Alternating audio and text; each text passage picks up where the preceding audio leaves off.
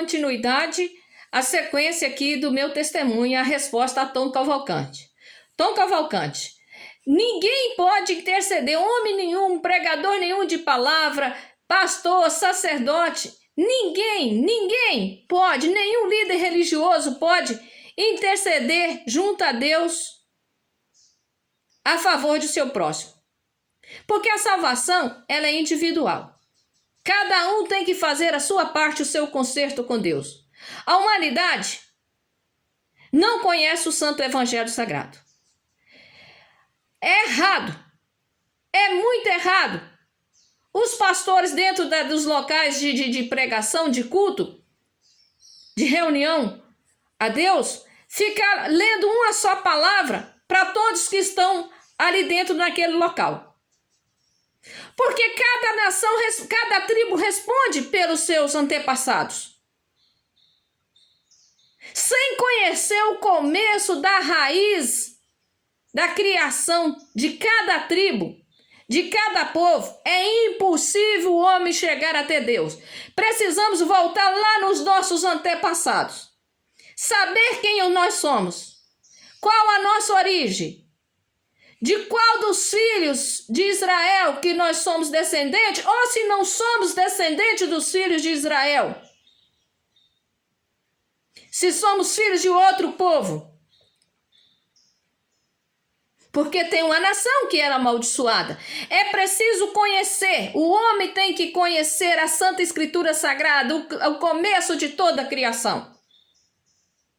Todo mundo quer se fazer pastor, pregador de palavra. Mas todo mundo prega uma igreja, uma construção, dizendo que a igreja é lugar santo, templo santo. Tudo é mentira. Eu já dei esse depoimento, eu já dei esse testemunho. Preste bem atenção. Ouça o que o profeta Jeremias disse aqui, no livro sagrado, no capítulo 18, no versículo 7 a 17.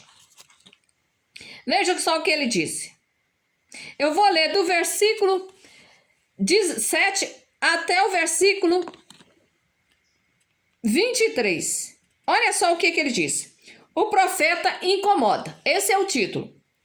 Eles disseram, vamos tramar um plano contra Jeremias, pois o sacerdote não ficará sem a instrução, nem o sábio sem o conselho, nem o profeta sem a palavra. Vamos ferir Jeremias com a nossa língua e não vamos fazer caso de suas palavras.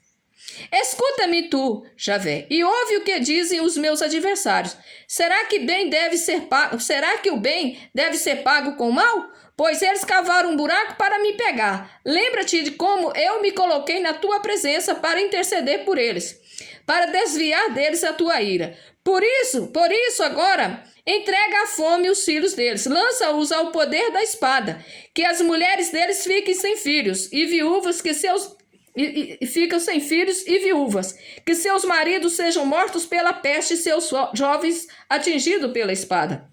No combate, que se escutem gritos de socorro vindo de suas casas, quando fizeres de repente cair bandidos sobre eles, pois eles cavaram um buraco para me pegar, armaram laços para meus pés, mas tu, Javé, conhece muito bem todos os planos de morte que eles tramam contra mim. Não deixe impune a injustiça, nem tires da tua lembrança os pecados deles, que eles tropeçam na tua presença, executa-os no momento da tua ira.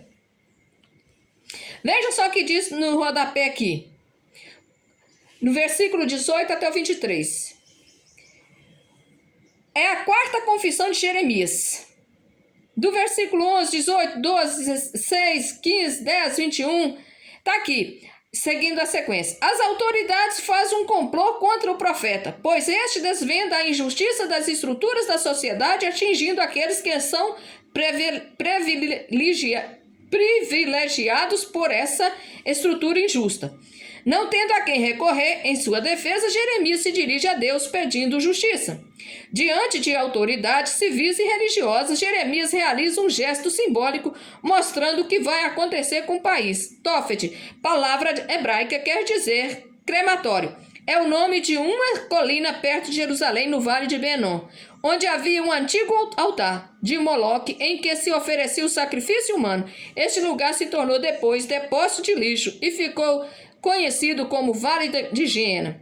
tomado a seguir como representação do inferno. Jeremias mostra que Jerusalém se transformará em lugar de sepultura. Pois bem, aqui o profeta está clamando a Deus por justiça, porque Deus enviou o profeta Jeremias para profetizar e falar a palavra de Deus.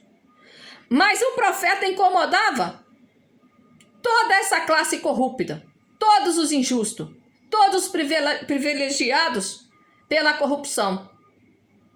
Então tramaram contra os profetas, assim fizeram com todos os profetas que Deus enviou. Fizeram com Estevão, mataram Estevão, mataram Zacarias, mataram todos os profetas que Deus enviou. Tentaram calar a boca do Deus vivo, com um gesto impossível.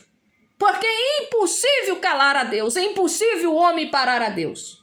Quem é o homem? Quem é o rei da terra para parar Deus? A humanidade está brincando com o Criador. Veja só, vamos dar sequência aqui. No livro de Oséias, no capítulo 6, versículo 1, veja só o que Deus disse. Mas antes de eu ler o livro de Oséias, no capítulo 6, versículo 11, de 1 a 11, vamos dar a continuidade aqui no capítulo de Amós, no livro de Amós, no capítulo 8, versículo 4 até o 8. Olha o que diz aqui o profeta, no livro de Amós, capítulo 8, versículo 4 a 8. O lucro é roubo. Escutem aqui, exploradores do necessitado, opressores dos pobres do país. Vocês ficam maquinando quando vai passar a festa da lua nova para podermos pôr à venda o nosso trigo. Quando vai passar o sábado para abrirmos o armazém. Para diminuir as medidas, aumentar o peso e viciar a balança. Para comprar os fracos por dinheiro, o necessitado por um par de sandálias e vender o refúgio do trigo? Javé jura pelo orgulho de Jacó: não posso jamais me esquecer de tudo que essa gente faz. Não é por isso que a terra treme e seus moradores todos se apavoram? Não é por isso que toda ela sobe como o rio Nilo e como o rio do Egito baixa novamente? Agora vamos no rodapé. No rodapé do livro de Amós, capítulo 8, veja só o que diz do versículo 4 até o 8. Agora os comerciantes são duramente criticados também, eles se enriquecem graças à fraude, à exploração sistemática contra os pobres. Esses ricaços frequentam o santuário e não faltam às festas religiosas. Porém, mesmo quando estão rezando, ficam a maquinar o que poderão fazer para ter mais lucro. O fim é iminente. A festa se transformará em luto e a alegria em gemido. Pior que isso, porém, é que Javé recusará falar a essa gente que não quis ouvi-lo. Desse modo, ficarão privados de conhecer o projeto de Deus e, por isso, nem sequer terão possibilidade de conversão. É a palavra de Deus. Está na Santa Bíblia Sagrada. Não são palavras minhas. Eu não estou atirando pedras em ninguém. Eu só estou mostrando a verdade para Tom Cavalcante e toda a humanidade, os fiéis do Deus vivo, as pessoas que se dizem ser cristão, têm temor de Deus, mas que andam cegos, guiados pelos falsos sacerdotes, pelos falsos padres, falsos pastores, pelo líder religioso número 1 do mundo. Quem é o líder religioso número 1 do mundo? Não é o Papa? Ele é conhecedor de tudo isso aqui. Por que ele faz aliança com o político? E por que ele não chama a nação, os fiéis? Não vamos fazer aliança com o homem. Vamos deixar Jeová Deus nos governar? Mas não falam. Eles se assentam juntos nos seus gabinetes, fazendo complô, como criar leis juntas para matar ainda mais a nação. O povo que realmente é de Deus. Vamos continuar aqui. Vamos voltar lá no livro de Oséias agora, no capítulo 6. Olha o que Deus diz no livro de Oséias, no capítulo 6. Deus não se deixa enganar. Esse é o título. No livro de Oséias, capítulo 6. Deus não se deixa enganar. Venham, voltemos a Javé. Ele nos despedaçou, mas ele nos vai curar. Ele nos feriu, mas ele vai atar nossa ferida. Em 2 dias ele nos fará reviver, e no 3º dia nos fará levantar, e passaremos a viver na sua presença. Esforcemo-nos para conhecer a Javé. Sua chegada é certa como a aurora. Ele virá a nós como a chuva, como aguaceiro que ensopa a terra. Que farei com você, Efraim? Que farei com você, Judá? O amor de vocês é como a neblina de manhã, como o orvalho que logo cedo se apavora. Por isso eu os castiguei por meio dos profetas, e os matei com as palavras da minha boca. A minha sentença brotou como a luz, pois eu quero amor e não sacrifício, conhecimento de Deus mais do que holocausto. Olha só o que diz aqui no rodapé. Capítulo 6, versículo 1 a 6. Na hora do aperto, olha o que Deus diz. Na hora do aperto, recorre-se facialmente a Deus, aparentando plena disposição.